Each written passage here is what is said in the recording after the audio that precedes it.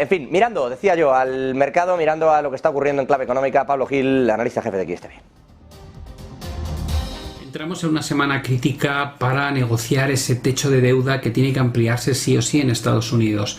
Como sabéis, la situación es compleja porque los republicanos han aprobado en el Congreso ese aumento del techo de deuda, pero condicionado a una serie de recortes en la agenda social de Biden, y las posturas están muy alejadas. ¿Qué es lo que va a ocurrir? Se reúne Biden con los republicanos durante la semana y lo más importante es entender dónde estamos. Nos encontramos aquí. Si hubiese habido un acuerdo en el Congreso entre los dos partidos, el partido que respalda a Biden y la oposición, habríamos ido directamente a la solución idílica, que es poder subir el techo de deuda sin que hubiese más contratiempos, pero no ha sido así. Como decía antes, hay una condicionalidad que los demócratas no están aceptando. Por tanto, estamos ahora con el riesgo de no llegar a un acuerdo. Para entender bien cuál es la dinámica y cuál es el proceso que se puede seguir, vamos a desarrollar todo ese mapa que acabo de mostrar en distintas fases. Lo primero que tenemos que entender es que en enero se alcanzó ese techo de deuda y desde entonces el Departamento del Tesoro, que está dirigido por Janet Yellen, la antigua presidenta de la Reserva Federal, está utilizando lo que llamamos unos trucos contables que ellos prefieren llamar medidas extraordinarias para continuar pagando las cuentas del Estado y así evitar el incumplimiento en el pago con los acreedores. A partir del 1 de junio, según Yellen, ya no va a ser posible alargar más este juego contable y se va a quedar sin dinero. A esa fecha, en la gráfica la vamos a denominar fecha X. Bueno, ¿cuál es la primera solución? La primera solución hubiese sido el acuerdo, como decíamos antes, entre demócratas y republicanos, tal y como se hizo en 3 ocasiones durante el mandato de Donald Trump o en decenas de ocasiones en otras presidencias anteriores. Pero este camino no ha sido el que ha surgido y dado la lejanía que hay entre las posturas del Partido Demócrata y Republicano, parece poco probable que las cosas se vayan a saldar de una forma tan benigna, tan sencilla. La solución 2 es una suspensión temporal, lo cual implica aumentar un poco el límite para ganar tiempo. Es decir, le damos una patada hacia adelante, incrementamos unos pocos millones ese techo y seguimos negociando para evitar el incumplimiento. ¿Por qué parece poco probable? Bueno, parece poco probable porque si tú retrasas unos cuantos meses esta situación, cada vez te acercas más a un momento crítico, que son las elecciones presidenciales de 2024.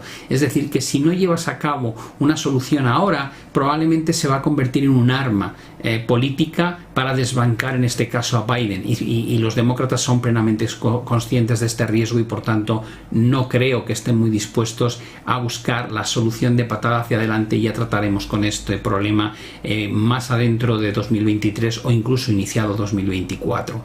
La otra opción que tienen es lo que se llama una maniobra de petición de descargo, que básicamente intenta evitar la resistencia de los republicanos, y para ello necesitarían mayoría. ¿Qué significa eso? Pues básicamente que para poder llevar el aumento del techo de deuda a través de un proyecto de ley, al menos necesitan que 5 republicanos apoyen al planteamiento demócrata, y en este momento no parece que sea el caso. De hecho, el presidente del Congreso republicano ya tuvo muchísimas dificultades para conseguir el apoyo necesario, y una de las condiciones que se le impuso en la 12ª votación antes de salir elegido fue precisamente que no hubiese ampliaciones de techo de deuda sin una condicionalidad en reducción de gastos sociales. Por tanto, como digo, este camino parece que va a estar bastante vetado por el lado de los propios republicanos.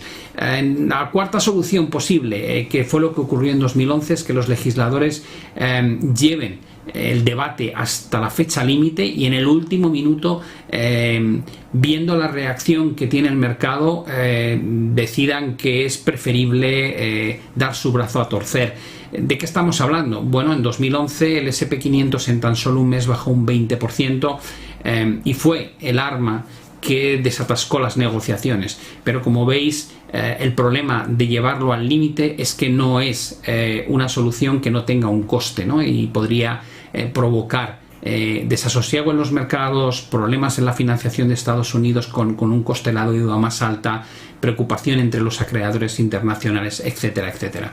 Por el lado de la solución quinta, estamos hablando de cuando ya pasamos la fecha X, es decir, llega un momento en que se queda sin dinero como tal el Tesoro estadounidense y tiene que dejar de pagar pues el resto de sus facturas. En este caso, lo que se entiende es que para evitar ese default no pueden dejar de cumplir con los pagos de la deuda y de los intereses de la deuda. Entonces consistiría en que se prioriza desde el gobierno el pago a los tenedores de la deuda estadounidense, pero claro, el mensaje interno es malísimo. Imaginar tener que decirle a la población y sobre todo a aquellos que dependen de nóminas o de pagos estatales que se va a dar prioridad al pago de la deuda a China antes que al ciudadano estadounidense. Creo que políticamente sería muy complicado. Dejarías a un lado pues a los trabajadores federales, a los veteranos de guerra, a las necesidades de seguridad social y a cambio estarías pagando a potencias extranjeras. Creo que también parece bastante obvio que esta situación sería muy compleja. La solución sexta, pasada la fecha X, sería que además de priorizar el pago de la deuda, intentasen también priorizar otras facturas clave. ¿A cuáles nos estamos refiriendo? Pues a los seguros sociales y a los salarios, por ejemplo, de los militares.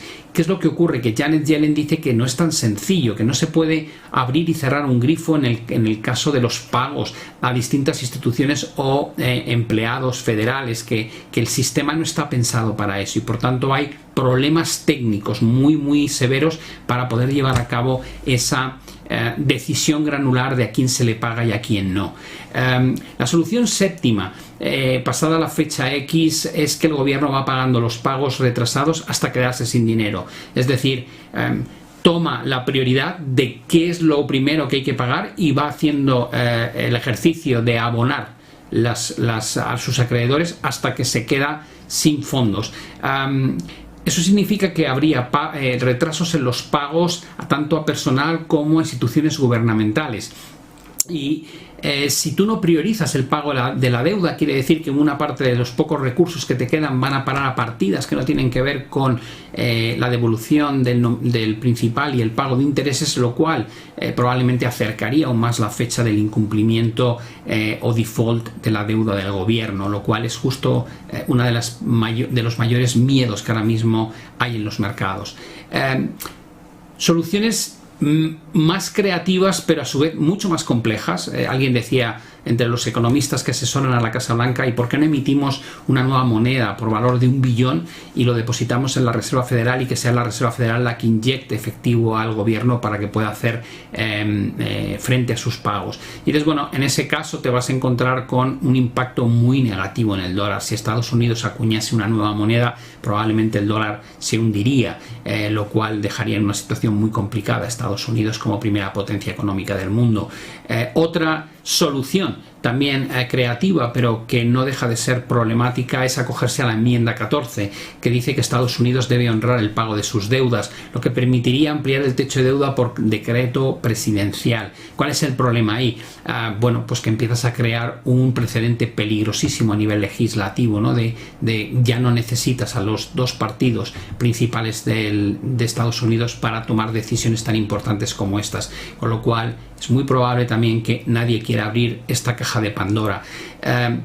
Esto nos lleva a que la situación es compleja y entender qué pasaría, aunque la probabilidad sea remota, muy remota, porque nunca ha pasado en la historia, pero qué pasaría si hubiese un incumplimiento en el pago a los acreedores de Estados Unidos. Bueno, el propio Jerome Powell, el presidente de la Fed, en su última reunión nos dejó claro que los efectos serían catastróficos. En 1979, en la primavera, fue cuando la única vez en la historia de Estados Unidos donde por problemas técnicos el Tesoro no hizo los pagos a tiempo a algunos pequeños inversores, pero nunca antes había ocurrido. Es decir, fue algo totalmente anómalo y circunscrito no a una falta de acuerdo, sino a un problema técnico. Si realmente hubiese incumplimiento, pensad que la deuda de Estados Unidos siempre se ha percibido como una inversión segura, y el incumplimiento desataría la falta de confianza en Estados Unidos para pagar a sus cuentas y a sus acreedores, lo que aumentaría muy notablemente el coste de la deuda que ya tienen y la deuda que emitiesen a tiempo futuro, y provocaría muy probablemente un desplome severo en el dólar.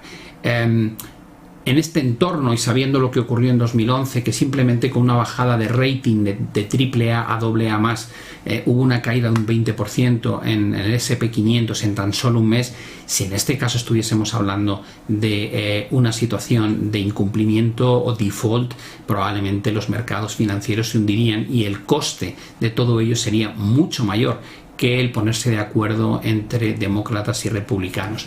Todo apunta a que no va a haber un default porque nunca lo ha habido y porque no tiene sentido el coste que apareja el no cumplir con tus acreedores. Pero lo que sí es factible y parece razonable es que se vaya a estirar la negociación hasta el último minuto y eso podría meter muchos nervios entre los inversores y un incremento notable de la volatilidad. Así que estad atentos a este tema que creo que va a ser crucial durante el mes de mayo.